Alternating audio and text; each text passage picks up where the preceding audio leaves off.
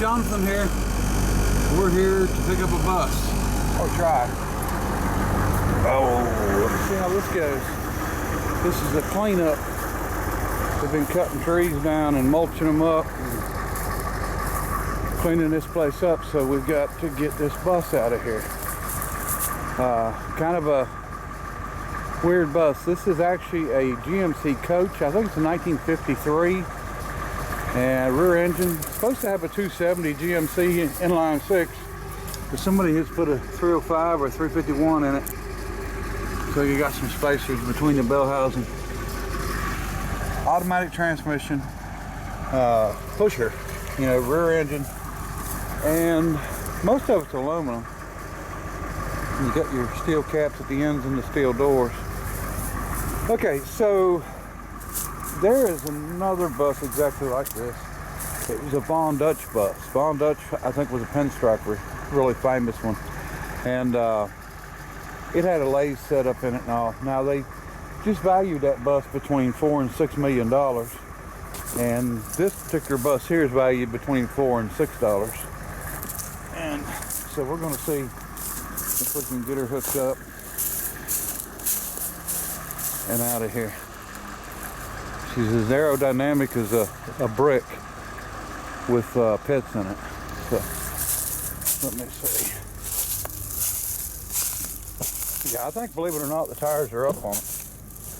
They're just sunk down in. So the air brake, the front shouldn't be locked up, we hope.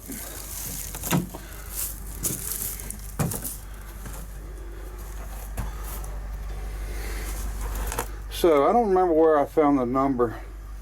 There it is. Okay. Yeah, there's the information on the bus, the type, TG.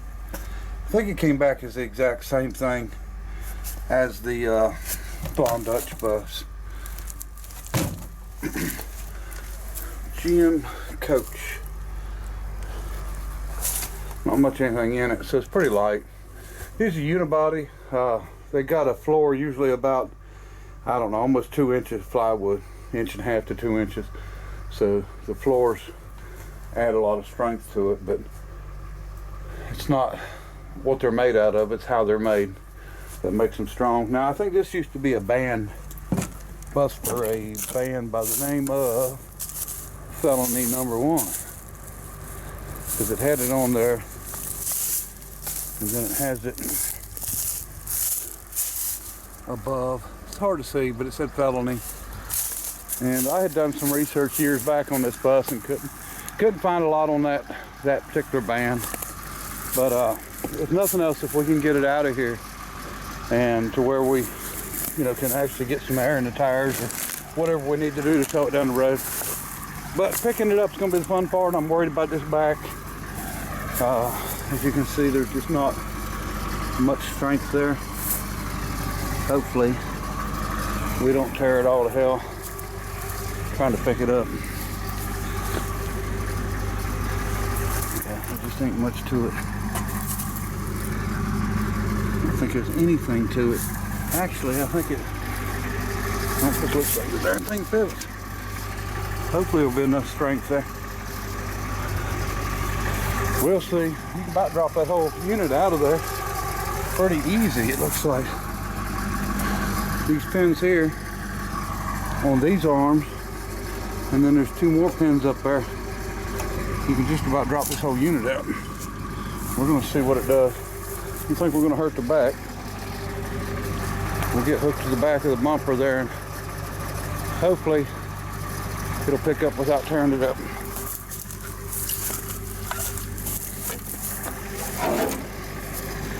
All right.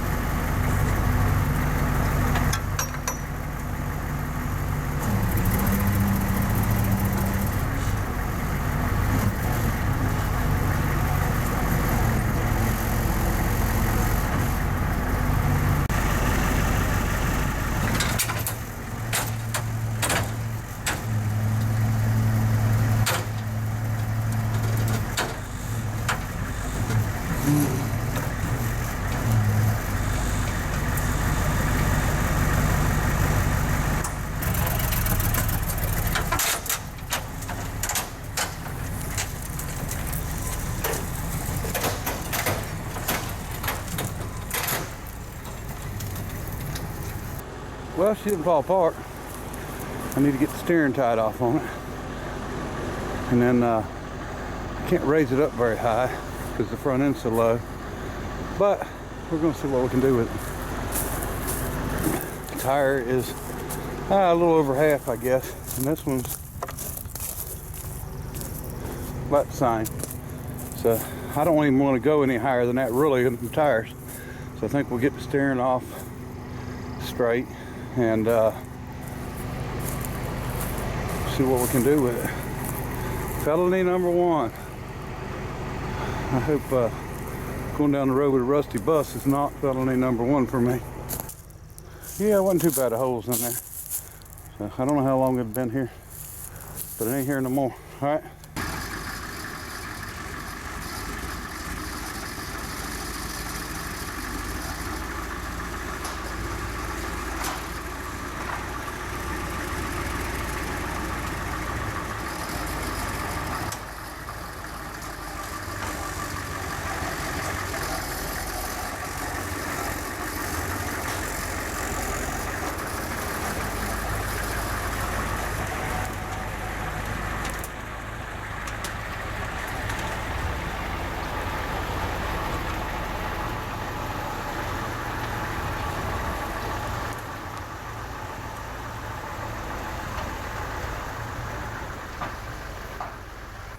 Well, I don't think I can raise it up any higher. We're about on level ground right here. It's pretty low in the front, and the tires are about 3 or 4 inches off the ground, so just leave her where she's at and cruise on down the road. We're just right down the road from the house. It's back roads the whole way. It's not like we're going on the highway. We'll just ease it home. All right. Okay, folks, here's the bus. It's back, and I got it parked out here and debating on what to do with it. The original intentions of this bus was to take the engine, transmission, everything out of the back. But I'm having second thoughts on it. It's in good shape.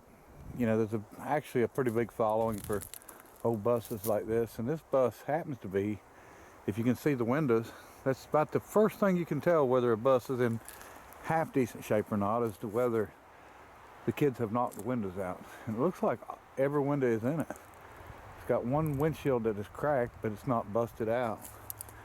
But surprisingly, in pretty good shape. Now, the panels that are bad on this is not, you know, hard fixes. The back one's probably the worst back here. That hinged up. The bumper's bent really bad, and I didn't help it any towing it because that bumper ain't made to tow off of. But pretty neat little bus. We're gonna walk through it here. There's one cracked. All the little windows.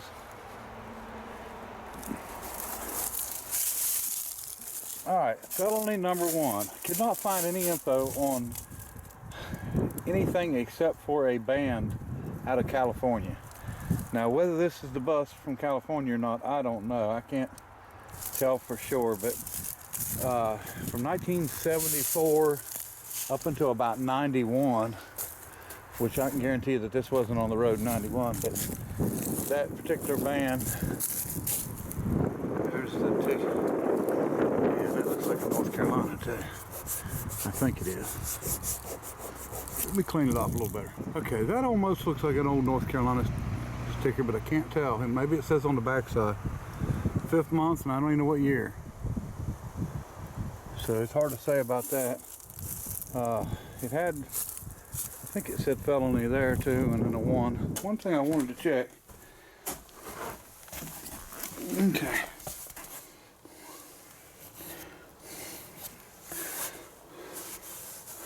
$3102.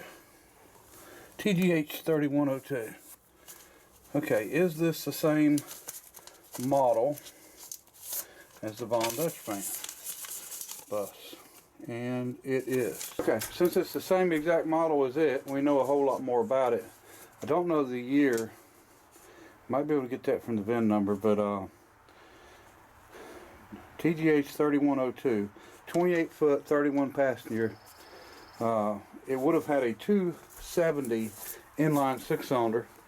Von Dutch's bus also had the same engine, and it was a 270, but somebody had changed it to a 292.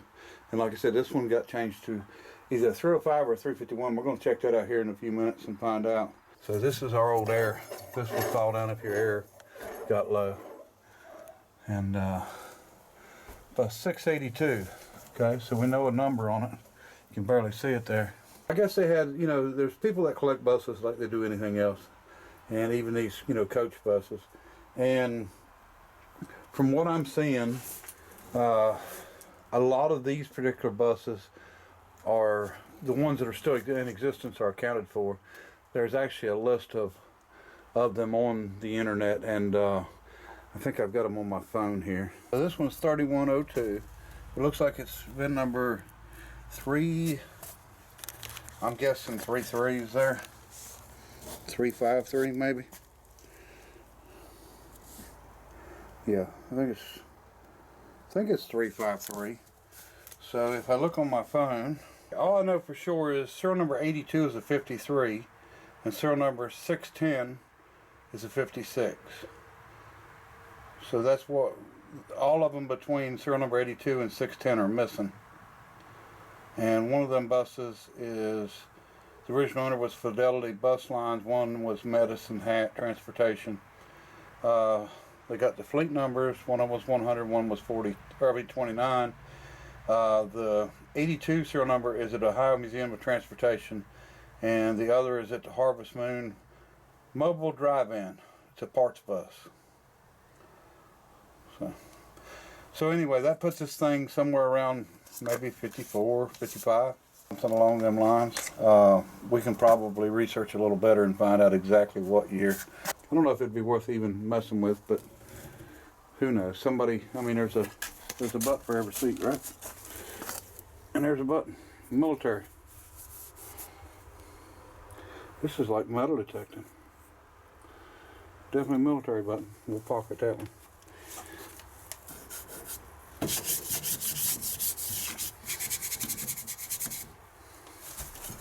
$76,000 miles. What we got? Air. I was thinking this was a 5-lug wheel, but it's actually a 6-lug wheel. It looks like to be the same lug pattern as the 58 Chevrolet truck, except for this is lug piloted, or this is hub piloted, where the other truck is lug piloted. So the center hole is what dictates, you know, where the rim is, where the other one is lug nuts. So. Alright, let's turn into this and see if we can figure out what engine this is. Okay folks, so what we've got here, hopefully you can see, we've got a GMC V6, which is not supposed to be in here, and then we've got a GM Hydromatic cast iron transmission with a box on it that sends the drive shaft forward and to the passenger side. And I'll show you a little more of that in a minute.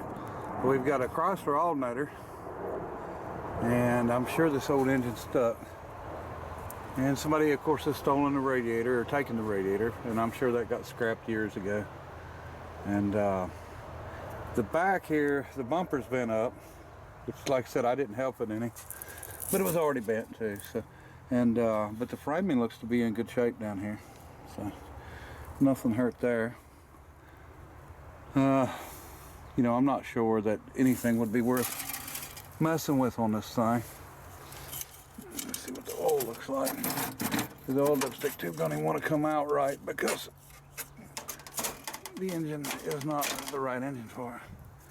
And it looks just to be empty. Surface right there, actually, that should tell us what engine this is, whether this is a 305 or a 351, or maybe one of the other ones. They made 2 or 3 different ones. One thing I've seen that they did is, for some reason, they spaced about a ½ inch between the flywheel and the between the engine and the bell housing. Not sure why. All right, let's see what we can figure out on this engine. Okay, folks, I was able to get it cleaned off, and it is a 305. Not sure what year, but 305. Don't see any casting dates on it either. That probably up on top. So, all right, let me show you how this works. This is, like I said, a Hydromatic transmission. Good or bad, I don't know. It could be either way. So we got this gearbox at the back, and it's got an emergency brake on it, which is a mechanical emergency brake, and it's disc brake, which is kind of weird. Why would it have a disc brake on a 56 model? Don't know, but could be something that later added on or whatever, who knows. And this transmission could be a lot later, it's hard to say. But what we've got is a drive shaft that, if you see it down in there, goes that way, and it actually goes up to the rear end at an angle, and the rear end hogshead is actually over on the passenger side and heads back this way at an angle, and we're going to try to get up under there and see it. So we got a heck of a voltage regulator. And one thing about these buses, none of them had air conditioned either. So, but yeah, that engine is just packed in there, isn't it? Okay, hopefully you can see that. Hogshead on the far side, angled back this way, and with the drive shaft. Pretty neat. Here's our disc brake, emergency brake. Sure is different there. And like I said, the drive shaft running through. Now this unit here, if you see, I think it could be taken out pretty quick. The way that they done it, it's almost like the Mueller unit. You know, the Mueller was a unit that they come out with in the mid to late teens that allowed you to take the engine and transmission out really fast and swap it out and leave your truck. You could leave it loaded, and the engine transmission was on its own frame.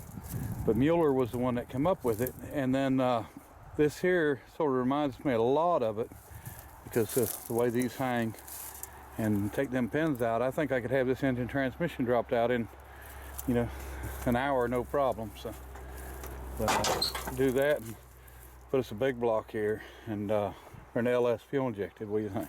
All right, folks, I appreciate everybody watching. If anybody knows about Felony #1 as a music band, let me know. Maybe we can link this thing to them. You know, if Von Dutch's is worth $4 to $6 million, this one's worth $4 to $6. If we can prove that Felony, the band had it, maybe we could get up to 40 to 60 bucks.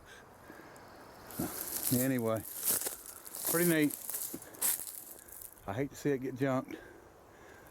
Looks like the front door's there too. It's got an air operated side door. I don't know, it's almost a shame to take it apart, but who knows what's going to end up happening to it. But if anybody's interested and need a bus, you know, let me know. You could sure get one cheap. All right, appreciate everybody watching. Till next time, bye.